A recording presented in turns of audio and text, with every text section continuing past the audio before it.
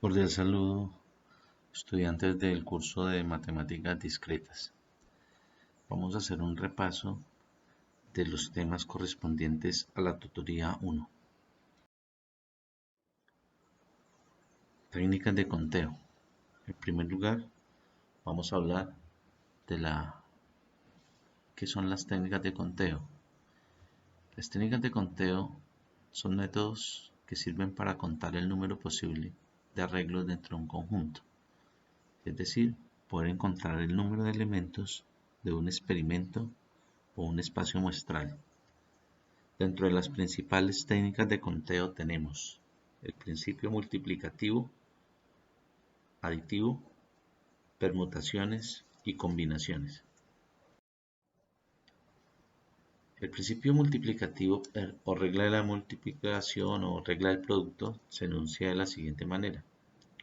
Cuando uno puede realizar una tarea o una operación de n formas y por cada una de estas se puede ejecutar una segunda tarea o segunda operación de n sub 2 formas, y si por cada una de las anteriores se puede ejecutar una tercera tarea de n sub 3 formas y así sucesivamente, el número total en las que se pueden ejecutar todas las tareas u operaciones está dado por el producto de cada uno de esos números que nos representan las operaciones.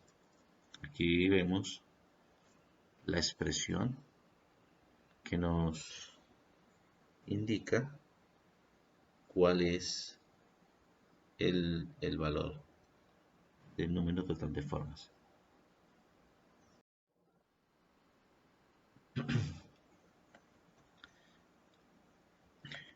En un ejemplo, en una sala hay 32 ordenadores y cada ordenador tiene 24 puertos. ¿Cuántos puertos diferentes hay en la sala? En este caso tenemos dos tareas o vamos a ejecutar dos operaciones. Una, elegir el puerto. La otra, elegir el ordenador. Bueno, para elegir el puerto y elegir el ordenador, como hay 32 posibles ordenadores y 24 posibles puertos, la regla del producto nos dice que el total está determinado por el producto de estas cantidades. 32 posibles ordenadores, pero cada uno de ellos tiene 24 puertos. En total contaríamos con 768 puertos. Otro ejemplo. ¿Cuántas cadenas de bits diferentes hay con longitud 7? Cada uno de los 7 bits se puede elegir de dos formas, es decir, puede ser un 0 o un 1. De tal manera que el número total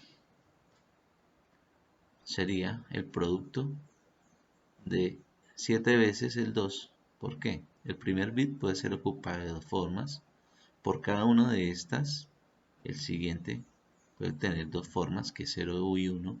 El siguiente, por cada una de las anteriores, el siguiente bit puede ser un 0 o un 1. Y así sucesivamente hasta completar las 7 casillas o los 7 bits. Entonces esta operación la podemos abreviar indicando que es 2 a la 7 igual a 128. Es decir, existirían 128 cadenas de bits diferentes con longitud 7. El principio aditivo o regla de la suma, ¿qué nos dice? Si una tarea se puede realizar de n formas y una segunda tarea se puede realizar de n sub 2 formas, y si por cada una de las anteriores se puede ejecutar una tercera tarea de n3 y así sucesivamente, y además estas tareas son incompatibles o mutuamente excluyentes, el número total de formas en las que se pueden ejecutar las tareas es d. Y observemos que es una expresión, es como similar a la regla anterior, pero aquí la diferencia es que cada una de las tareas son excluyentes. Es decir, cuando uno ejecuta varias tareas, o hace una o hace otra, pero no puede ejecutar las dos al mismo tiempo. Una excluye la otra. A eso se refiere que sean sucesos o tareas incompatibles. Miremos el siguiente ejemplo. Un estudiante puede elegir un proyecto de trabajo entre 3 listas. Cada una de las listas contiene respectivamente 23, 15 y 19 propuestas de trabajo. ¿Cuántos posibles proyectos tiene el estudiante para elegir? Entonces, aquí como podemos ver, si el estudiante escoge una propuesta de trabajo de la primera lista, pues lógicamente ya no podrá escoger otro trabajo de las otras 2 listas, porque ya va a ser el trabajo de la primera lista. O si escoge el trabajo de la segunda lista, pues excluye las otras 2 listas. Si escoge el trabajo de la tercera lista, excluye las otras 2 listas. Es decir, que estos eventos o tareas son mutuamente excluyentes o compatibles. De tal manera que, ¿cuántas formas tiene para realizar el trabajo? Pues, como en la primera lista tiene 23, en la segunda 15 y en la tercera 19, el número total está dado por la suma de estas cantidades. Es decir, que tendría una posibilidad de hacer 57 proyectos distintos. Otro ejemplo. Para elegir un representante de la facultad se puede escoger un estudiante de especialización o uno de doctorado. ¿De cuántas formas se puede escoger el representante si hay 37 de especialización y 83 de doctorado? Bueno, en este caso pues vamos a escoger un representante para ejercer un cargo si es de especialización, pues lógicamente ya no vamos a escoger el otro estudiante de doctorado porque ya lo escogimos de especialización. O si se escoge de doctorado, pues llenaría la vacante y excluye al de especialización. Es decir, estos 2 eventos también son incompatibles o mutuamente excluyentes, se dice. En este caso, el número total de formas está dado por la suma de cuántos estudiantes de especialización tenemos, cuántos de doctorado. Total 120. Ahora hablemos del principio de inclusión-exclusión.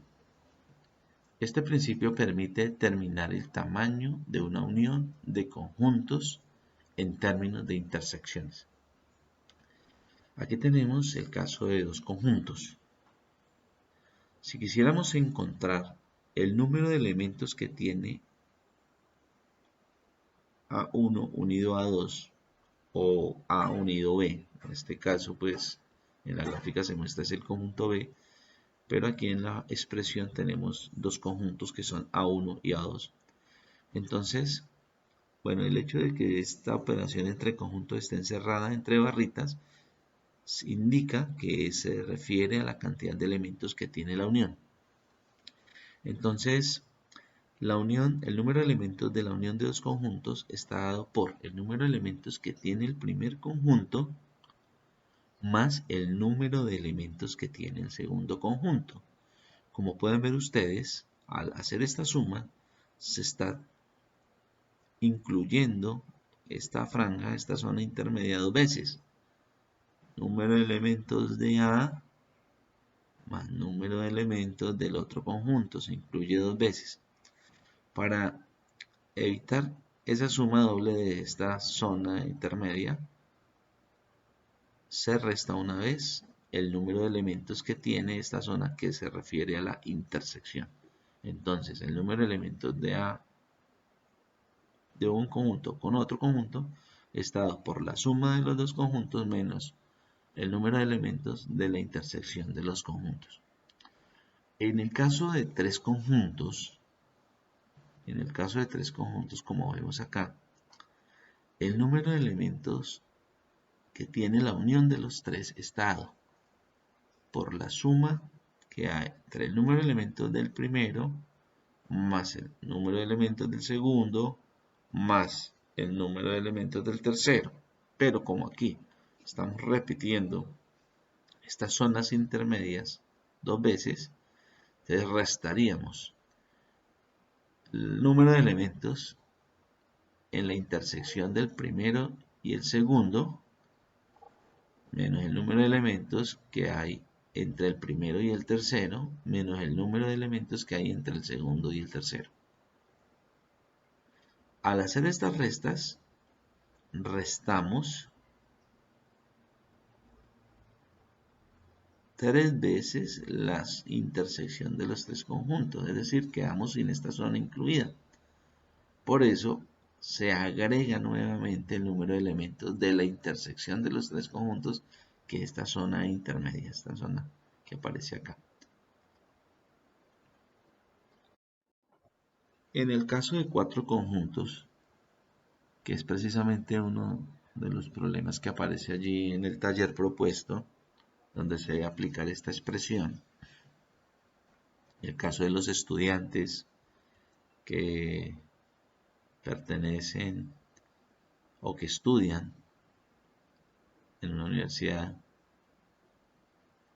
entonces vemos que la regla se expresa de una manera análoga, pero en este caso tenemos cuatro conjuntos, aquí están nombrados como A, B, C, D, pero aquí en la fórmula aparecen conjunto 1, conjunto 2, A sub 2, conjunto 3, A sub 3, conjunto 4, A sub 4. Entonces el número de elementos de la unión de esos cuatro conjuntos está dada por la suma de los números de elementos de cada conjunto menos el número de elementos de las intersecciones de dos conjuntos, de A1 con A2, de A1 con A3, de A1 con A4, de A2 con A3 y de A2 con A4, de A3 con A4 también. Luego sumamos el número de elementos de las intersecciones de tres conjuntos, A1, A2, A3, número de elementos de la intersección de A1, A2, A4, más el número de elementos de las intersecciones de A1, A3, A4, más el número de elementos de las intersecciones de A2, A3, A4. Y luego se restaría el número de elementos de las intersecciones de los cuatro conjuntos, que es la zona que está aquí en el centro. Si quieren ampliar un poquito más en cuanto a la deducción de esta fórmula, pues los invito a que consulten en internet, que ahí aparecen las demostraciones. Pero aquí aparece la regla expresa.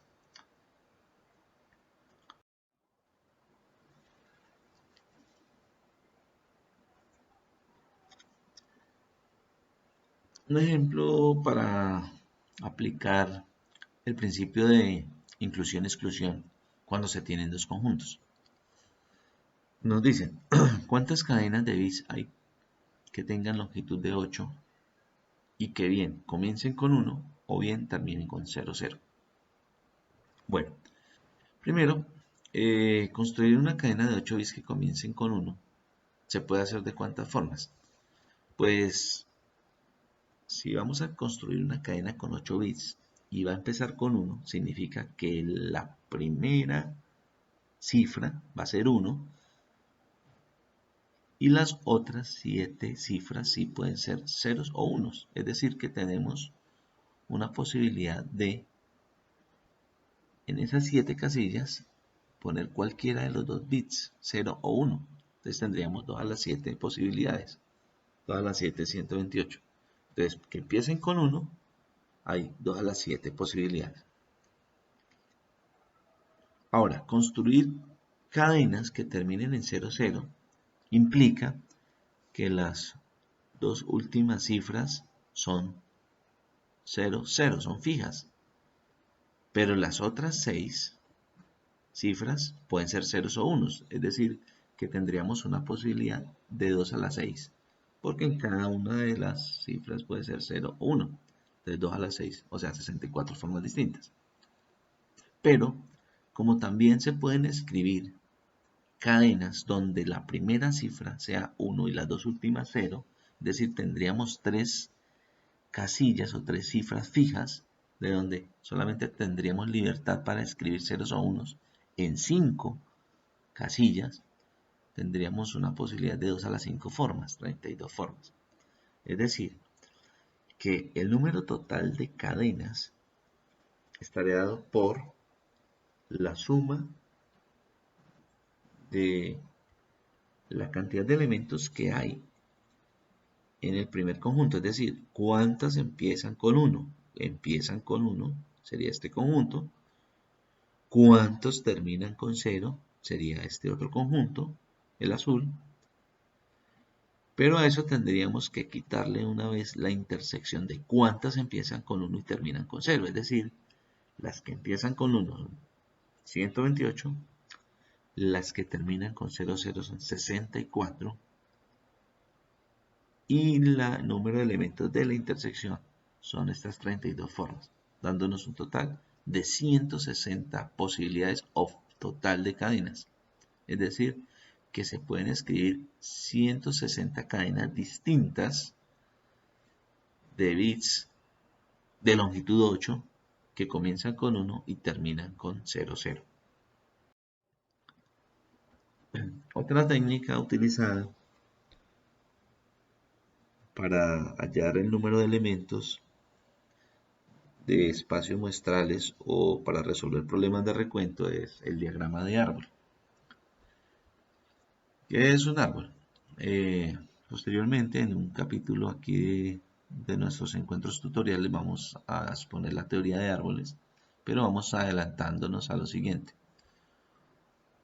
Un árbol está formado por una raíz, es un primer elemento, del cual se desprenden una serie de ramificaciones, ramas, son estas rayitas que ustedes ven acá, ¿sí? Cada una de esas ramas es un posible resultado de un experimento o de un proceso de recuento, ¿sí? Los valores extremos reciben el nombre de hojas, de ahí nos salen más ramas. Entonces muchas situaciones se pueden explicar con diagrama de árbol. También hay unos ejercicios ahí en el taller, por ejemplo el de cuántos partidos se deben jugar o son necesarios jugar para que el torneo termine si gana el primer contendor que complete 3 partidos. Esa es una situación que se puede explicar con teoría del árbol, ¿no? Por ejemplo, acá tenemos una situación explicada que dice que cuántas cadenas de bits de longitud 4 no tienen dos unos consecutivos. Entonces vemos que cuando vamos a escribir un bit en una cadena, el primer bit puede ser 1 o puede ser 0. El primer bit. Si el primer bit fue 1, el segundo bit va a ser 0, porque aquí dice la condición. No tiene dos unos consecutivos, entonces no podemos dar la posibilidad de que sea 1. Entonces, si ya salió 1, ya escogimos 1 en el primer bit, el segundo debe ser 0. Si el segundo es 0, el tercero puede ser 1 o 0, y viniéndonos por esta misma rama, el cuarto bit, si ya fue 1, el cuarto no puede ser 1, entonces, si el tercer bit fue 1, el cuarto bit no puede ser 1, entonces sería 0. Si nos venimos por la siguiente rama, otra vez hagamos el análisis. El primer bit fue 1, el segundo bit fue 0, entonces el tercero puede ser 0 porque no hay restricción para los ceros, ¿cierto? Entonces el tercer bit puede ser 1 o 0. Entonces si es 0, el cuarto puede ser 1 o 0. Si el primer bit fue 0, el segundo bit puede ser 1 o 0 y el tercer bit puede ser 0. Si fue 1, aquí en el tercer no puede ser 0, no puede ser 1, debe ser 0 obligatoriamente. Pero si el tercero fue 0, el cuarto puede, perdón, si el segundo fue 0, el tercer bit puede ser 1 o 0. De tal manera que el cuarto, si fue 1 el anterior, debe ser 0 necesariamente. Y si el tercer bit fue 0, el cuarto puede ser 1 o 0. Y entonces nos venimos por cada una de las ramas y obtenemos la secuencia de bits. Sería en este caso 1, 0, 1, 0, 1, 0, 1, 0. O 1, 0, 0, 1, 1, 0, 0, 1, 1, 0, 0, 0, 1, 0, 0, 0. Por esta rama, 0, 1, 0, 1, 0, 1, 0, 1 o 0, 1, 0, 0. Aquí tenemos el resultado. 0, 0, 1, 0, 0, 0, 0, 1 o 0, 0, 0, 0. Es decir, que tendríamos 8 resultados distintos. Es decir, que en este caso, cada una de estas hojitas nos indica la cantidad de posibles resultados del ejemplo. El principio del palomar, también llamado principio de Dirichlet, dice o asegura que si hay más palomas que nidos, debe haber algún nido con al menos 2 palomas. Por supuesto, este principio se aplica a otros objetos. El principio del palomar escrito de manera simbólica dice que si k más 1 o más objetos se colocan en k cajas, existe al menos una caja que contiene 2 o más objetos. Por simple intuición, sabemos que si tenemos más objetos que cajas para que sean ubicados, necesariamente en alguna de estas cajas va a ir más de un elemento. Eso es lo que dice el principio del palomar. De este principio del palomar se desprende la siguiente regla. Si se colocan n objetos en k cajas, existe al menos una caja que contiene al menos n sobre k objetos. Es decir, dividimos la cantidad de objetos entre la cantidad de cajas o casillas, es decir, como si fuéramos a hacer una repartición. Entonces este cociente nos dice cuántos elementos por lo menos deben ir acomodados en cada caja. En uno de los ejercicios del taller dice, en un grupo de 100 personas, ¿cuántas nacieron el mismo mes? O por lo menos, ¿cuántas nacieron el mismo mes?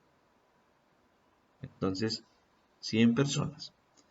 Si estas 100 personas las repartimos en los 12 meses que tiene el año, pues el resultado da como 8, algo. Es decir, ¿por qué colocamos 9? Porque por lo menos, si las 8 se acomodan en cada mes, serían 8 por 12, 96. Estarían ubicadas día 8 en cada mes. Entonces ya las personas que sobran se empiezan a acomodar en otros meses. Es decir que al menos 9 nacieron en el mismo mes. Al menos 9 nacieron en el mismo mes. 8, entre 8 y 9, sí. Permutación. Una permutación es una ordenación o un ordenamiento de elementos en donde importa el orden. Hay distintos tipos de permutaciones. Cuando se toman todos los elementos del conjunto, entonces, o cuando intervienen todos los elementos de un conjunto, entonces el número total de permutaciones está dado por la expresión n factorial. ¿Sí? Por ejemplo, tenemos 3 elementos, 3 números, el 1, el 2 y el 3. ¿De cuántas maneras podemos acomodarlos? ¿Cuántas cifras podemos escribir con los números o con los dígitos 1, 2, 3? Si los tomamos al tiempo, pues estaría el 123, el 203, el 312, ¿cierto? Entonces están interviniendo todos los elementos. Entonces, en este caso, el número total de permutaciones sería 3 factorial. 3 por 2 por 1, es decir, 6. En algunas ocasiones se tienen en elementos, pero solamente estamos tomando una cantidad de ellos, o sea, R. Entonces se dice que el número total de permutaciones, número total que se expresa de esta forma, permutaciones de n elementos tomados de R, está dado por la expresión n factorial sobre n menos r factorial. Cuando tenemos elementos repetidos en un conjunto, entonces decimos que el número total de permutaciones es n factorial, o sea, el número total de elementos, dividido en el producto de n1 factorial por n2 factorial por n sub k factorial, donde n1, n2, etc. es la cantidad de elementos de la misma especie o que tienen la misma característica. ¿Qué es una combinación? Una combinación es también una ordenación de objetos o de elementos, pero aquí, a diferencia del anterior, aquí no importa el orden. La combinación de n objetos tomados de AR sería número, bueno, ¿cómo se representa? Combinaciones de n tomadas de AR sería n factorial dividido entre n menos r factorial por r factorial. Entonces, ¿cómo nos damos cuenta que es una combinación? Recuerden, para distinguirle la permutación, no importa el orden. Si necesitamos escoger 3 candidatos para que nos representen de un grupo como el curso de probabilidad o de matemáticas discretas, por ejemplo, entonces escogemos a Pedro, a Juan y a Carlos. Yo digo, nos representan Pedro, Juan, Carlos, pero es lo mismo que decir Carlos, Juan y Pedro, son los mismos 3 elementos. Entonces, como el orden no importa, sería el mismo resultado, entonces uno excluye el otro. Combinaciones con elementos repetidos. Entonces las expresiones o la expresión está dada por combinaciones de n más r menos 1 elementos tomados de AR. Miremos algunos casos de este último de combinaciones con elementos repetidos. En el taller de la tutoría 1 tenemos una situación, un ejemplo en el que nos dice una panadería vende 5 tipos de panes. Encuentra el número m de formas en que un cliente puede comprar A, 8 panes o B, una docena de panes. Entonces, primera parte. El número de formas en las que se pueden escoger 8 panes de un total de 5 tipos distintos es el número de 8 combinaciones con repetición. Necesariamente tendremos que repetir uno de los tipos de panes. ¿De dónde? De un conjunto de 5 elementos. Es decir que si aplicamos la expresión sería n, que se refiere a la cantidad de tipos de panes que tenemos, R, el número de forma en que las vamos a tomar con repetición, que es 8. Entonces tendríamos combinaciones de 5 más 8 menos 1, que nos da un total de 12, o sea, combinaciones de 12 tomadas de 8. Le aplicamos la fórmula de combinación, sería 12 factorial sobre 12 menos 8 factorial por 8 factorial, o simplemente utilizamos una calculadora que tenga el botón de combinación o una calculadora con combinaciones que las encontramos en la red, nos da el resultado de 495 formas. Para la parte B aplicamos la misma expresión, pero entonces aquí ya nos dice de cuántas maneras se pueden escoger 12 panes de los 5. De cuántas maneras se pueden escoger 12 panes si tenemos 5 tipos distintos. Pues la misma situación anterior, y entonces tendríamos combinaciones de n más r menos 1 tomados de AR, que equivale a 5 más 12 menos 1. Esto nos da un total de 16. sea, serían combinaciones de 16 tomadas de A12 y eso da un resultado de 1820 formas distintas. También en el taller encontramos el último ejercicio que nos dice cuántas soluciones tiene la ecuación x más y más z igual a 11 si x, y, z son enteros no negativos. Este problema se resuelve utilizando el mismo concepto de combinaciones con repetición. Para contar el número de soluciones debemos caer en cuenta que cada solución corresponde a una forma de seleccionar 11 elementos. 11 del 0 al 10. ¿Por qué del 0 al 10? Porque vamos a escoger 3 números que sumados den 11. Esos números pueden ser, un ejemplo, 10 más 1 más 0. 10 más 1 más 0 da 11. Entonces vamos a seleccionar 11 elementos. Vamos a seleccionar 11 elementos de un conjunto de 3 elementos. Es decir, vamos a tomar de A3 del conjunto de 11. De A3 del conjunto de 11. Es decir, que se escogerían X elementos de un primer tipo, o sea, que representaría un número, Y elementos que representarían el otro número, y Z elementos de un tercer tipo, entendiendo que, por decir algo, si yo digo 10 más 1 más 0, estaría escogiendo 10 elementos acá, 1 aquí y 0 acá. Es decir, 10 de este tipo, 1 de este tipo y 0 de este tipo, Z. Por lo tanto, el número de soluciones es igual al número de 11 combinaciones con repetición tomadas de un conjunto de 3 elementos, porque aquí van 3 elementos. Entonces serían combinaciones de n más r menos 1 tomados de r. Es decir, 3 más 11 menos 1, ¿cierto?